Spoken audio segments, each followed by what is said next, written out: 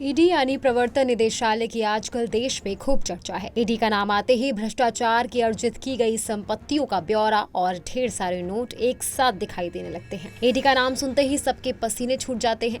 लेकिन आखिर ईडी है क्या, जिससे भ्रष्ट नेता और अधिकारी पुलिस से ज्यादा डरते हैं? तो आइए जानते हैं कि ईडी कैसे काम करती है। प्रवर्तन निदेशालय भारत की कानून प्रवर्तन खुफिया एजेंसी है, जो देश में आर्थिक कानूनों को लागू करने और इससे संबंधित अपराधों को पकड़ने के लिए बनाई गई है।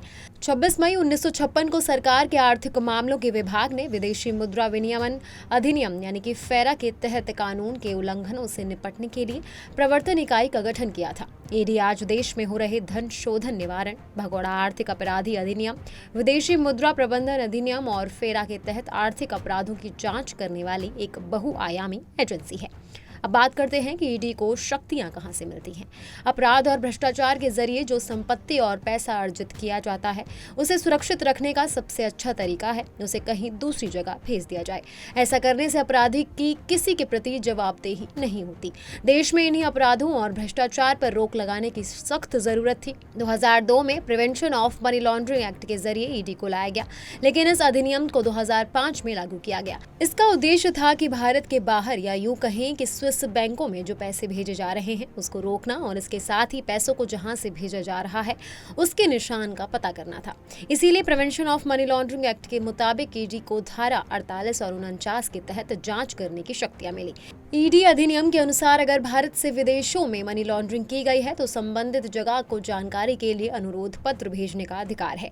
वहीं अनुरोध करने के बाद विदेश की सरकार ईडी द्वारा पूछे गए दस्तावेजों और साक्ष्यों को भारत के साथ साझा कर सकती है। वहीं ईडी के पास जब कोई मनी लॉन्ड्रिंग का मामला आता है तो वो सबसे पहले संबंधित ठिकानों पर रेड मारने से लेकर आरोपी के खिलाफ पर्याप्त सबूत जुटाती है। ये प्रक्रिया होने के बाद ईडी अपराधी को पूछताछ के लिए समन भेजती है। बता दें कि स्थानीय पुलिस स्टेशन में धन से संबंधित कोई केस दर्ज किया जाता है जो 1 करोड़ से ज्यादा है तो इसकी जांच करने वाले अधिकारी ईडी को पूरा विवरण भेजते हैं।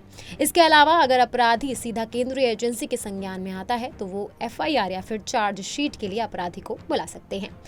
अब बात कर लेते हैं कि स्थानीय पुलिस और ईडी की जांच कैसे अलग है। अगर किसी नेशनल बैंक में चोरी हुई है तो स्थानीय पुलिस स्टेशन पहले जांच करेगा। वहीं अगर चोरी करने वाले ने चुराया गया सारा पैसा बिना खर्च किए अपने घर में रख लिया है तो ऐसे में ईडी कोई हस्तक्षेप नहीं करती, क्योंकि पैसे को पहले से ही जब्त किया जा चुका है। लेकिन चोरी किए गए पैसे को 4 साल बाद प्रॉपर्टी खरीदने या किसी दूसरे को पैसा ट्रांसफर करने या फिर पैसे को विदेश में भेज देने पर मनी लॉन्ड्रिंग का केस बनता है। इसके बाद ही ईडी की केस में एंट्री होती है। ईडी चोरी किए गए पैसे की वसूली प्रॉपर्टी अटैच करके करती है। अब बात कर लेते हैं कि ईडी की और क्या क्या भूमिकाएं और काम हैं। किसी भी मनी लॉन्ड्रिंग केस में जांच शुरू करने के बाद ईडी पीएमएलए की धाराओं के मुताबिक संपत्तियों और पैसे को खोजकर उन्हें सीज करती है। वहीं ईडी धारा 50 के तहत शख्स को पूछताछ के लिए बुलाए बिना सीधे तलाशी और जब्ती भी कर सकती है।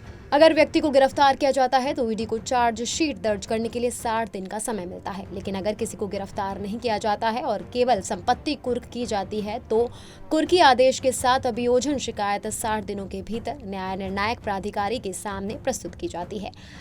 आपको बता दें, सरकारी आंकड़ों के मुताबिक ईडी ने 31 मार्च 2022 तक prevention of money laundering act के तहत 5,422 केस दर्ज किए।